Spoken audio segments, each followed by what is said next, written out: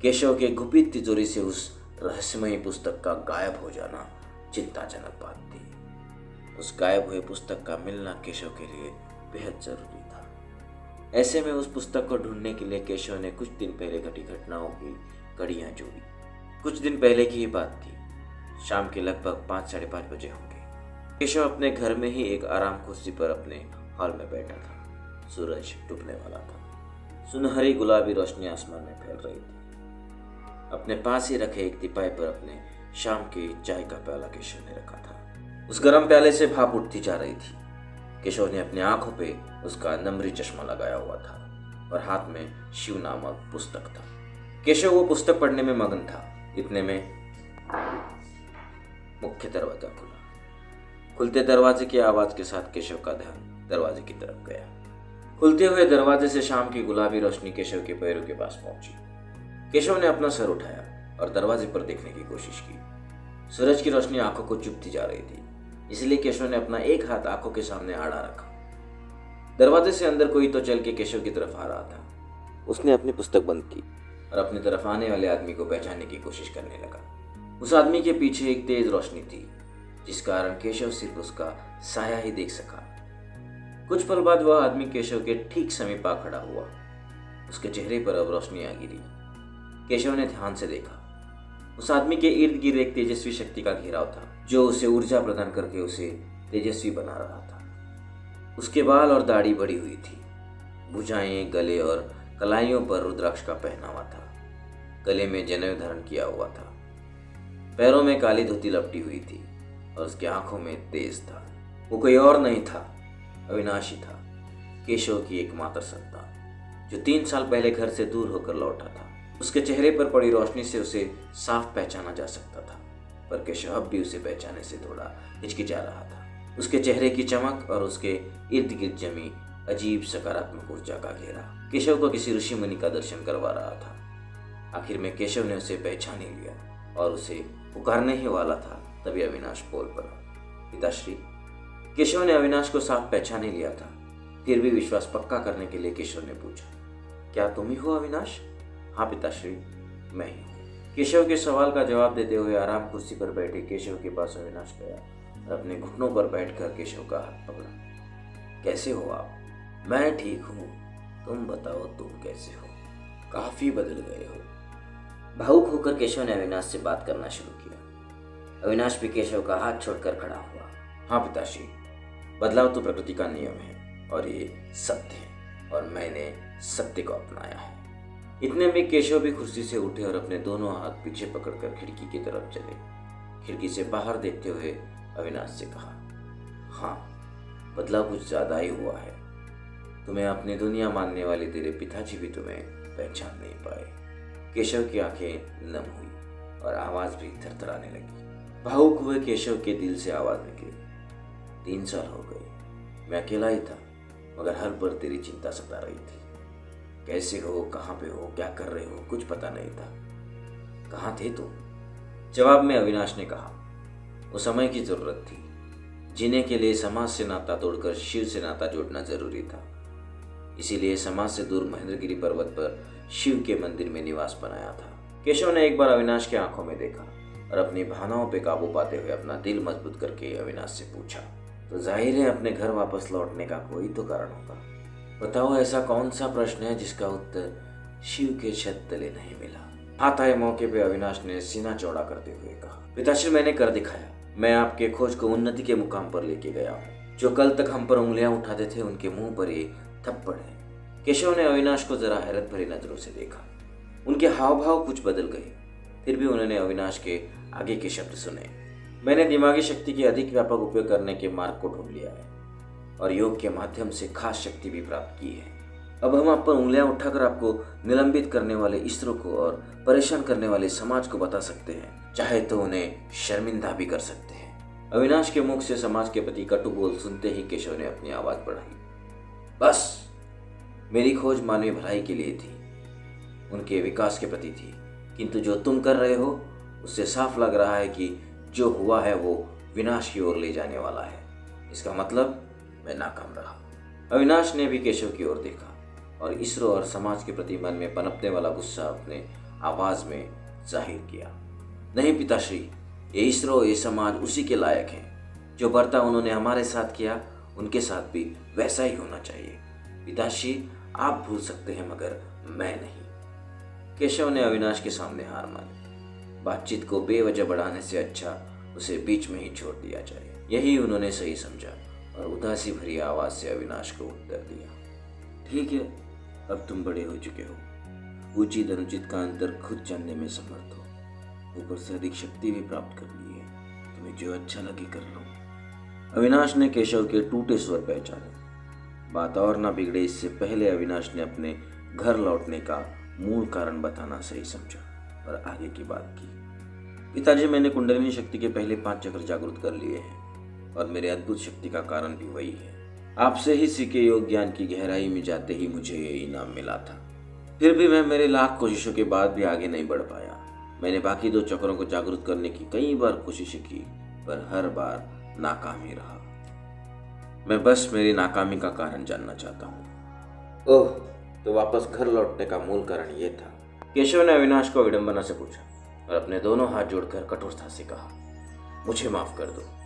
मुझे कारण पता है मगर मैं बताऊंगा नहीं। केशव के शब्दों से अविनाश का कठोर दिल और कठोर हो गया।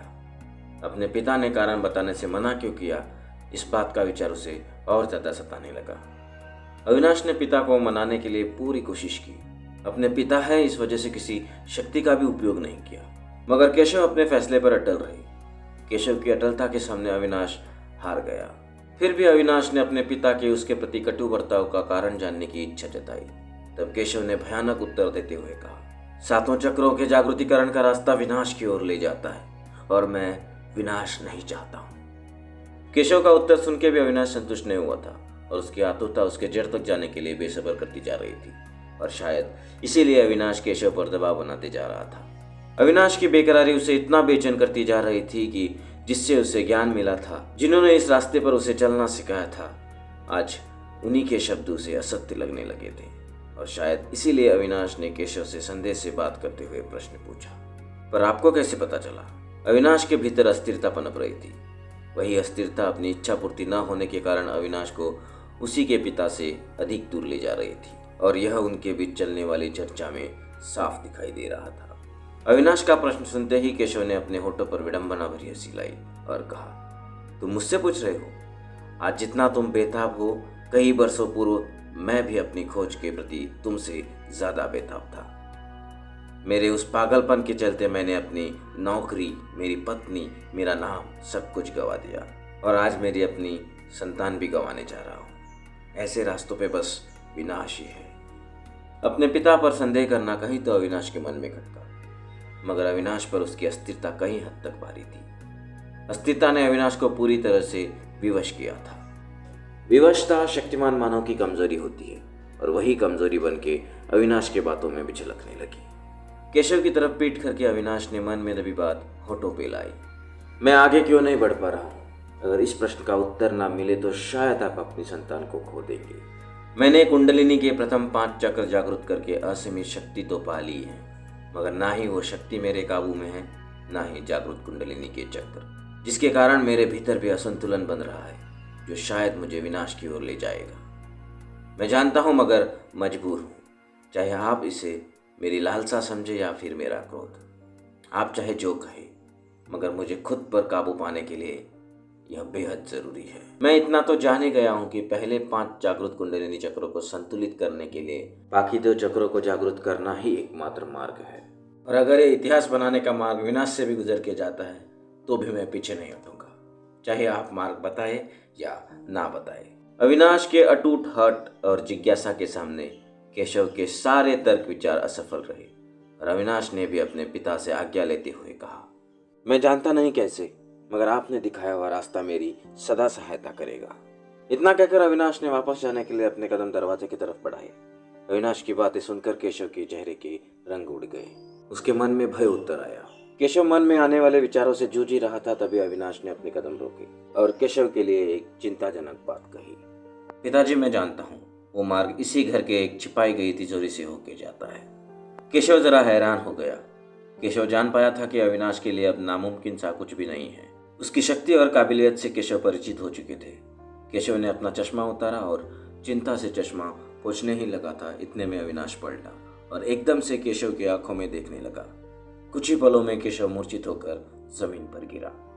केशव के हाथ में जो खाली लाल कपड़ा था वो उसे चीख चीख के कह रहा था कि कुंडलिनी चक्रों के असंतुलन से अविनाश के भीतर जो अस्थिरता जन्मी थी, उसी के कारण उसके भीतर कई अन्य गुण विकसित हुए, जैसे लालसा, हट इत्यादि, जिसके चलते बाकी बचे 2 चक्र के जागृतिकरण के मार्ग जानने के लिए तिजोरी में छिपाया गया कलांत पुस्तक खुद अविनाश ने चोरी किया है। सारा दृश्य आईने की तरह साफ होने के बाद विनाश को अब रोकना करीबन असंभव है। यह भय केशव की धड़कनें तेज करने लगा।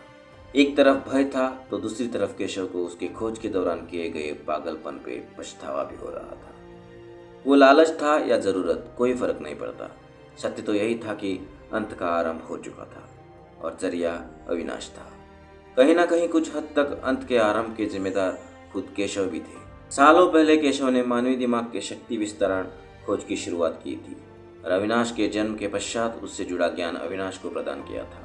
अविनाश ने पिता से मिले ज्ञान का खुद पर ही प्रयोग करके उसे कई हद तक विकसित भी किया था। उसी प्रयोग के दौरान समाज और इसरो से केशव को मिली शर्म और बेइज्जती अविनाश के बदले हुए रूप का मुख्य कारण था।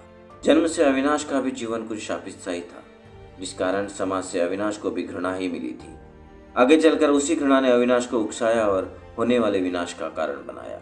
अविनाश के इस बर्ताव को केशव खुद जिम्मेदार समझने लगा था, पर सच कुछ और ही था। ये ना केशव जान सका, ना अविनाश इससे परिचित था। हिंदू पुराण कहता है, वर्तमान में चलने वाला युग कलयुग है और इसका आधिपत्य खुद दानव कली कर रहा है। कली खुद असंख्य नकारात्मक शक्तियों का और गुणों का मालिक है और वो उनके माध्यम से कहीं भी, कभी भी, कैसे भी, किसी पर भी अपना प्रभाव कर सकता है। ऐसे ही कुछ गुण जैसे आक्रामकता, स्थिरता, बेकरारी, अहम केशव के भीतर उस खोज के दौरान जगे थे और बदला, घृणा, आक्रोश, लालसा इत्यादि गुण अविनाश के भीतर अब नजर आ रहे थे। उन्हीं गुणों की सहायता से एक समय कली ने केशव को अपने प्रभाव में रखा था और अब अविनाश पर अपना प्रभाव मजबूत करते जा रहा था। उसी प्रभाव के बहाव में बहते बहते अविनाश ने योग क्रियाओं का भी आचरण किया था, जिसके चलते उसकी कुंडलिनी शक्तियां विकसित होकर उसके एक एक कुंडलिनी चक्र जागृत होने लगे थे। योग जैसे शक्तिशाली क्रिया के बाद अविनाश पर कली का प्रभाव कुछ हद तक कम भी हो गया था।